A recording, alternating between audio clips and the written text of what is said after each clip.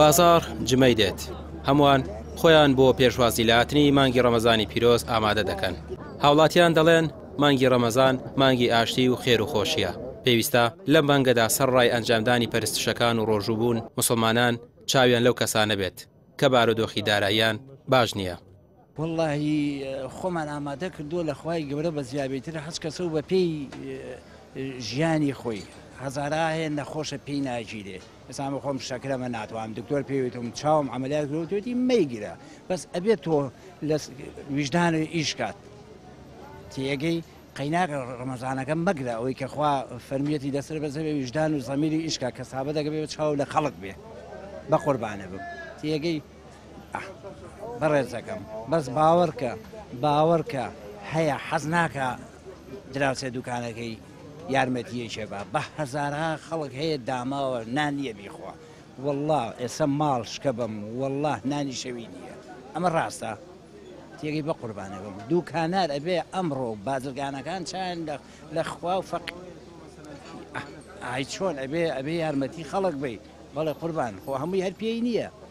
مانگی ڕەمەزانی پیرۆز واجبات و تەقواکردن و بەجێهێنانی هەموو فەرزەکان لە مانگی ڕەمەزانی پیرۆستە و پێویستە هەموو کەسێکیش پابند بێ بە هەرزانی و گرانی مەسەلەی بازار. کەس بازار قۆرغ نەکا گوناحە حرامە خەڵک نەدار و فەقیرە خەڵک پێویستی بە یارمەتی هەیە پێویستە لەسەر شانی حکومەتی هەرێمیش کوردستانیش چاودێری برا بازرگانەکانمان بکات تەلاعوب بەشتەوە نەکەن شت هەرزانکەن لە وڵاتانی دنیا کە غەیرەدینن لە وڵاتانی دنیا مناسەباتیان هەیە لە کاتی مناسەباتەکانی خۆیانە شت بە هەرزانە فرۆشن. نیگەرانی هاوڵاتیان لە گرانی نرخی کەلوپەل و شتومەکەکانە. ئامۆژگاری فرۆشیار و بازرگانەکان دەکەن لە جێگای ئەوەی نرخەکانیان لە ڕەمەزان گران بکەن ڕەچاوی دۆخی خراپی دارایی خەڵک بکەن و نرخەکان دابەزێنن.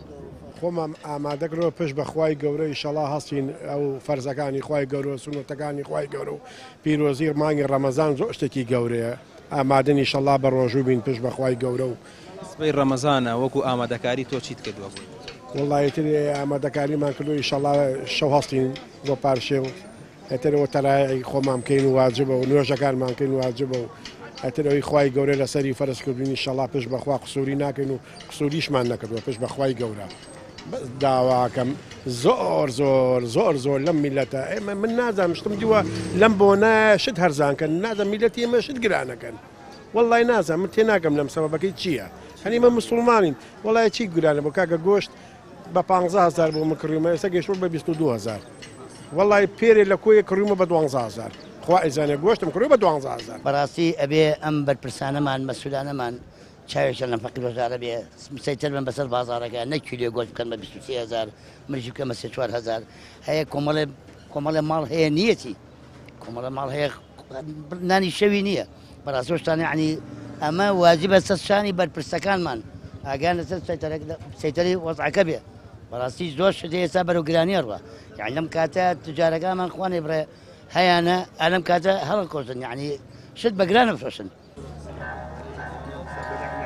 ساڵانە لەگەڵ هاتنی مانگی ڕەمەزانی پیرۆز هاوڵاتیان بە گروتینەوە پێشوازی لە مانگی ڕەمەزانی پیرۆز دەکەن خۆیانی بۆ ئامادە دەکەن هەمووان دەرگای ماڵەکانیان خستۆتە سەرپشت بۆ بەخێراتنی ئەم مانگە پیرۆزە و ئامادەکاری تەواوی بۆ دەکەن. ڕامیار عوسمان کەناڵی پێام سلێمانی.